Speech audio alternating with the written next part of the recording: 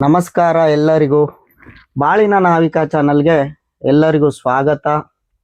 ಈ ಚಾನಲಲ್ಲಿ ಬರತಕ್ಕಂಥ ಮಾಹಿತಿ ತಮ್ಗೇನಾದ್ರು ಇಷ್ಟ ಆದರೆ ಲೈಕ್ ಮಾಡಿ ಹಾಗೂ ಶೇರ್ ಮಾಡೋದನ್ನ ಮರಿಬೇಡಿ. ನಿಮ್ಮ ಬಂಧು ಮಿತ್ರರಿಗೂ ಈ ಚಾನಲ್ ಬಗ್ಗೆ ಮಾಹಿತಿ ನೀಡೋದನ್ನ ತಿಳಿಸೋದನ್ನ ಮರಿಬೇಡಿ. ಇಂದಿನ ದಿನ ಯಾವುದ್ರ ಬಗ್ಗೆ ಮಾಹಿತಿ ಕೊಡ್ತೀನಪ್ಪ ಅಂದರೆ, ತಮ್ಗೆಲ್ಲರಿಗೂ ಬೇಕಾದಂಥ ಲಕ್ಷ್ಮಿಯ ವಿಚಾರ. ಅಂದರೆ ಎಲ್ಲರಿಗೂ ತಿಳಿದಿರೋ ಹಾಗೆ ಶ್ರಾವಣ ಮಾಸದಲ್ಲಿ ನಾವು ಲಕ್ಷ್ಮಿ ಹಬ್ಬವನ್ನು ಆಚರಿಸ್ತೀವಿ. ಹಾಗೂ 2ನೇ ಬಾರಿ ನವರಾತ್ರಿಯಲ್ಲೂ ಕೂಡ ಒಂದು ದುರ್ಗಾದೇವಿಯಲ್ಲಿ ಲಕ್ಷ್ಮೀ ದೇವಿಯನ್ನು ಆರಾಧನೆ ಮಾಡ್ತೀವಿ. 3ನೆಯ ಬಾರಿ ಒಂದು ನರಕ ಚತುರ್ಥಿ ಬಂದಿದ ಸಮಯದಲ್ಲಿ, ಅಂದರೆ ದೀಪಾವಳಿಯ ದಿನ, ಅಂದ್ರೆ ದೀಪಾವಳಿ ಸಮಯ ಎಂದು ಬರುತ್ತೋ ಅಂದಿನ ಸಮಯದಲ್ಲಿ ಒಂದು ಲಕ್ಷ್ಮಿಯ ಹಬ್ಬ ಅಂತ ಬರುತ್ತೆ, ಅಂದ್ರೆ ಲಕ್ಷ್ಮಿಯ ಪೂಜೆಯು ಬರುತ್ತೆ. ಆ ದಿನ ಯಾವತ್ತಪ್ಪ, ಅದು ಹೇಗೆ ಪೂಜೆ ಮಾಡ್ತಾರೆ ಅನ್ನೋದಕ್ಕಂತ ಮಾಹಿತಿ ಈ ವಿಡಿಯೋಲಿ ತಿಳಿಸ್ತಾ ಇದ್ದೀನಿ.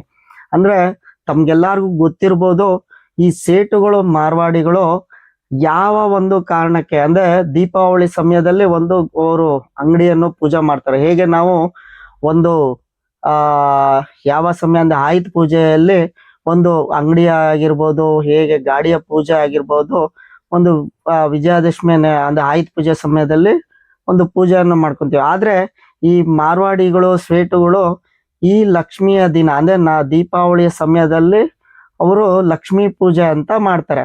ಆ ಲಕ್ಷ್ಮೀ ಪೂಜೆಯನ್ನು ಮಾಡಿ ಒಂದು ಅಂಗಡಿಯಾಗೂ ಕೂಡ ಒಂದು ಹೋಮ ಹವನಾದಿಗಳನ್ನು ಮಾಡಿಕೊಂಡು, ಅಂದ್ರೆ ಹೋಮ ಹವನ ಬೆಳಗ್ಗೆ ಮುಗಿಸ್ಕೊಂಡು ಆ ಸಂಜೆಯ ವೇಳೆಯಲ್ಲಿ ಲಕ್ಷ್ಮೀ ಪೂಜೆ ಅಂತ ಮಾಡಿ ಅವರ ಒಂದು ಇರತಕ್ಕಂತ ಒಂದು ಹುಡುಗರುಗಳಿಗೆ ಅಂದಿನ ದಿನ ಏನು ಅಮೌಂಟ್ ಅನ್ನೋದು ಕೊಡ್ಬೇಕೋ ಕೊಟ್ಟು ಆ ಒಂದು 3 ದಿನಗಳ ಕಾಲ ರಜಾನ ಕೊಡ್ತಾರೆ. ಯಾವ ಕಾರಣಪ್ಪ ಅಂದ್ರೆ ಆ ಸಮಯ ಲಕ್ಷ್ಮಿಗೆ ಸಂಬಂಧ ಪಡುತ್ತೆ. ಅಂದ್ರೆ ಅವ್ರಿಗೆ ಕೆಲವೊಂದು ಈ ವಿಡಿಯೋಲ್ಲಿ ಹೇಳಬಾರ್ದು, ಹಾಗಾಗಿ ನಾನು ಕೆಲವೊಂದು ಮಾಹಿತಿಯನ್ನು ತಿಳಿಸಿಲ್ಲ. ಆದ್ರೆ ಆ ದಿನ ಯಾವತ್ತಪ್ಪ ಅಂದ್ರೆ ಇದೇ ತಿಂಗಳಿನ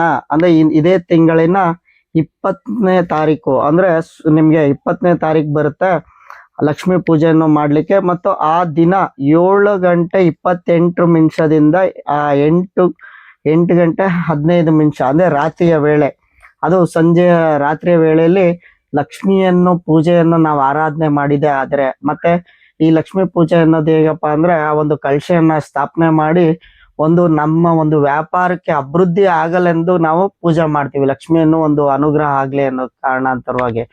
ಹಾಗೂ ಎಷ್ಟೋ ಜನರು ಚಿನ್ನ ಬೆಳ್ಳಿ ಅಂಗಡಿ ಇರುತ್ತೆ ಅಂತವ್ರು ಕೂಡ ಅಂದಿನ ದಿನನೇ, ಅಂದ್ರೆ ಆ 20ನೇ ತಾರೀಕಿನ ದಿನ ಒಂದು ಪೂಜೆ ಅನ್ನೋದು ಮಾಡ್ಕೊಂತಾರೆ. ಆ ದಿನ ಮಾಡಿದೆ ಆದ್ರೆ ಅವ್ರಿಗೆ ಎಲ್ಲಾ ತರದ ಒಂದು ಅಭಿವೃದ್ಧಿ ಸ್ಥಾನ ಅನ್ನೋದು ಬರುತ್ತೆ.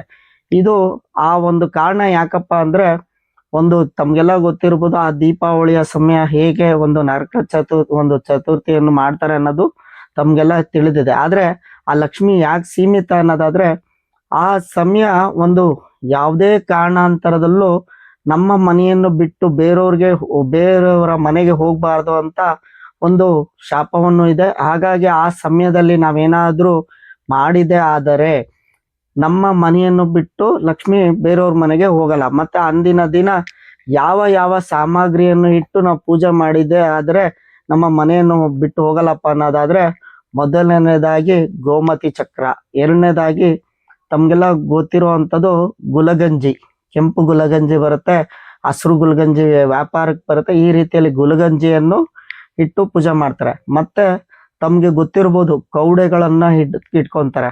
ಮತ್ತೆ ತಮ್ಗೆಲ್ಲ ಇನ್ನೊಂದು ಏನಪ್ಪಾ ಅಂದ್ರೆ ನಾರಿಯಲ್ ಅಂತ ಬರುತ್ತೆ, ಅದು ಒಂದು ತೆಂಗಿನಕಾಯಿ ರೂಪದಲ್ಲಿ ಇರುತ್ತೆ, ಅದನ್ನು ಇಟ್ಟುಕೊಡ್ತಾರೆ. ಮತ್ತೆ ನೆಕ್ಸ್ಟ್ ಈ ಕೆಲವೊಬ್ಬರಲ್ಲಿ ಈ ಒಂದು ಈ ಹಸ್ತಜೋಡಿ ಅಂತ ಬರುತ್ತೆ. ಈ ಹಸ್ತಜೋಡಿ ಮಹಾರಾಷ್ಟ್ರದಲ್ಲಿ ಮಾತ್ರನೇ ಸಿಗೋದು. ಇದೇನಾದ್ರೂ ಇಲ್ಲ ಅಂದ್ರೆ ಒಂದು ಕೇಳೋ ಅಂದ್ರೆ ಅದನ್ನ ಇಟ್ಕೊಳ್ಳೇಬೇಕು ಅನ್ನೋ ಅವಶ್ಯಕತೆ ಇಲ್ಲ.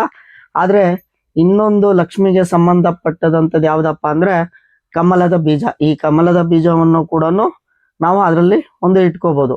ಈ ರೀತಿಯಲ್ಲಿ ನಾವು ಕಲೆಕ್ಟ್ ಮಾಡಿದಂತ ಒಂದು ಗಂಟಿನಲ್ಲಿ, ಅಂದ್ರೆ ಒಂದು ಕೆಂಪು ವಸ್ತ್ರ ಅಥವಾ ಹಸಿರು ಒಂದು ವಸ್ತ್ರದಲ್ಲಿ ಅದ್ರ ಜೊತೆಯಲ್ಲಿ ಏನಪ್ಪಾ ಮಾಡ್ತಾರೆ ಅಂದ್ರೆ ಒಂದು ಲಾಳ, ಅಂದ್ರೆ ಕುದುರೆಯ ಲಾಳವನ್ನು ಇಟ್ಟು ಒಂದು ಗಂಟೆ ಹಾಕಿ ಅದನ್ನ ಒಂದು ಧೂಪಾದಿಗಳನ್ನು ಒಂದು ತೋರಿಸಿ ಅದಕ್ಕೆ ಒಂದು ಅವರು ವ್ಯಾಪಾರನ ಎಲ್ಲಿ ಮಾಡ್ತಾರೋ ಅಂದ್ರೆ ಅವ್ರ ವ್ಯಾಪಾರ ಕೂರತಕ್ಕಂಥ ಜಾಗದಲ್ಲಿ ಇದನ್ನ ಇಟ್ಟು ಪೂಜೆ ಮಾಡ್ಕೊಂತಾರೆ.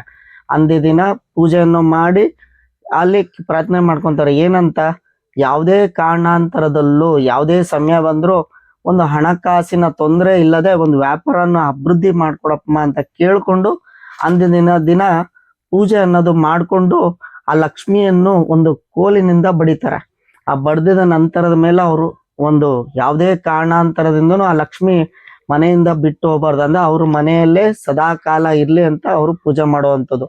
ಹಾಗಾಗಿ ನಾವು ಈ ಸಾಮಗ್ರಿಗಳನ್ನು ಇಟ್ಟು ನಾವು ಪೂಜೆಯನ್ನು ಮಾಡಿದೆ ಆದರೆ ಮತ್ತೆ ಇದ್ರ ಜೊತೆಲಿ ನಾವು ಇನ್ನೊಂದು ಏನಪ್ಪ ಇಟ್ಕೋಬಹುದು ಅಂದ್ರೆ ಅಡಿಕೆಕಾಯಿ. ಆ ಅಡಿಕೆಕಾಯಿ ಪೂರ್ಣವಾದ ಅಡಿಕೆಕಾಯಿಯನ್ನು ಇಟ್ಟು ಕೂಡ ನಾವು ಪೂಜೆಯನ್ನು ಮಾಡ್ಕೊಂಡ್ರೆ ಇನ್ನ ಒಳ್ಳೇದು ಅನ್ನೋಂಥ ಮಾಹಿತಿ ಇದು ನಮ್ಮ ಹಿರಿಯರು ತಿಳಿಸಿದ್ದಾರೆ. ಹಾಗಾಗಿ ಇದನ್ನ ಯಾರು ಬೇಕಾದ್ರೂ, ಯಾರಿಗೆ ಲಕ್ಷ್ಮಿ ಹೊಲಿಬೇಕು ಅಂತ ಆಸೆ ಇದೆಯೋ ಅಥವಾ ಲಕ್ಷ್ಮಿಯ ಸ್ಥಾನ ಬಲ ಇಲ್ಲ ಅಂತಾರೋ ಅಂಥವ್ರು ಅಂದಿನ ದಿನ ಅಂದ್ರೆ 20ನೇ ತಾರೀಕು ಅಕ್ಟೋಬರ್ 2025 ದಿನ ಅದೇ ಸಂಜೆ ರಾತ್ರಿಯ ವೇಳೆ ಅಂದ್ರೆ ಸಂಜೆ ರಾತ್ರಿ 7:28ರಿಂದ 8:15 ಸಮಯದಲ್ಲಿ ಲಕ್ಷ್ಮೀ ಪೂಜೆಯನ್ನು ಮಾಡಿದೆ ಆದ್ರೆ ಅವ್ರಿಗೆ ಇರತಕ್ಕಂತ ಲಕ್ಷ್ಮಿಯ ಸಂಬಂಧಪಟ್ಟದಂತ ಅಂದ್ರೆ ಲಕ್ಷ್ಮಿ ಒಂದು ಹಣಕಾಸು ಉಳಿತಾ ಇಲ್ಲ, ಒಂದು ಹಣದ ಒಂದು ವಿಚಾರ ಏನೇ ಮಾಡಿದ್ರು ಸಾಲ ತೀರ್ತಾ ಇಲ್ಲ ಅಂತವ್ರು ಆ ದಿನ ಅವರು ಸಿಂಪಲ್ ಆಗಾದ್ರೆ ನಾನು ಹಿಂದಿನ ನನ್ನ ವಿಡಿಯೋಲಿ ಹೇಗೆ ಲಕ್ಷ್ಮಿಯನ್ನು ಸಿಂಪಲ್ ಆಗಿ ಒಂದು ಪೂಜೆ ಅನ್ನೋದು ಮಾಡ್ಕೋಬಹುದು ಅಂತ ಅರ್ಶಿನ ಕೊಂಬದ ಒಂದು ಪೂಜೆಯನ್ನು ತಿಳಿಸಿದ್ದೆ.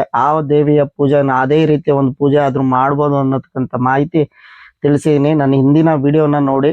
ಹಾಗಾಗಿ ಈ ಮಾತನ್ನು ನಾನು ನಿಮ್ಗೆ ಈ ವಿಡಿಯೋಲಿ ಇಷ್ಟು ಮಾತ್ರ ತಿಳಿಸುತ್ತಾ ನನ್ನ ಮುಂದಿನ ವಿಡಿಯೋಗಾಗಿ ಕಾಯ್ತಾ ಇರಿ.